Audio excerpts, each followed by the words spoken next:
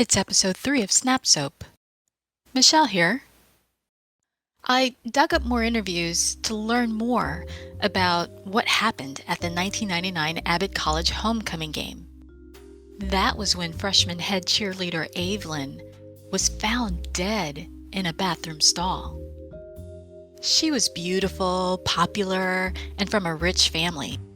She had everything that someone like her roommate Julia would want. Julia was fresh out of the foster system. She didn't have a family. Definitely not one that could buy a head cheerleader role.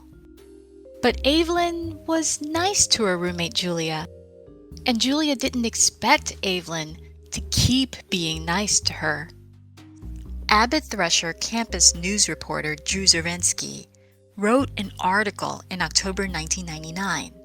She wrote that at the first Forensic Science Club meeting after Evelyn's death, Julia showed interest in finding out what happened to Evelyn.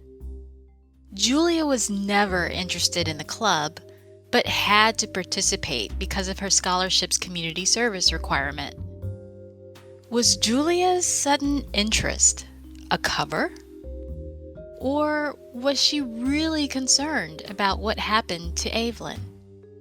We pick up the story from there.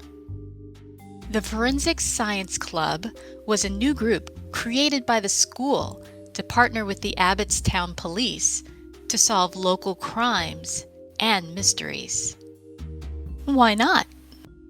Abbott College had the best science department in the country, which was weird for a tiny Texas college. The club was excited because for the first time, they had a real case to solve. Detective Trace Dubois represented the police department. That day, club member Chester Lewis Hegemony took attendance. Julia Runisha Weiser, Zoe Reddy Sloan, Drew Maris Zervinsky, Detective Trace, and a new member named Jonas Pickler. Detective Trace shared his conversation with the witness who found Evelyn in the bathroom. He was the person Julia saw walking out of the stall with his arm around a girl. Trace said, the witness stated that as she left her stall, she saw blood start to leak from under the next stall. The witness bent down to look under the stall. That's when she saw Evelyn on the floor. Julia raised her hand. Can you tell us what happened to Evelyn? Trace replied, according to the witness, and this is graphic, Evelyn had blood coming from her forehead and had vomited. The group gasped.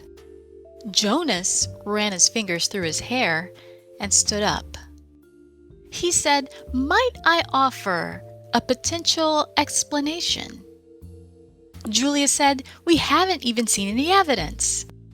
Jonas continued, Evelyn was a cheerleader, popular, cared about her looks. Obviously, she was in the middle of purging. She fainted and, well, Detective Trace looked stunned. He said, Jonas, first of all, welcome to the club. Second, this is not how we solve cases. But Jonas interrupted, but when it's obvious, it's obvious. I don't think there's much else to talk about.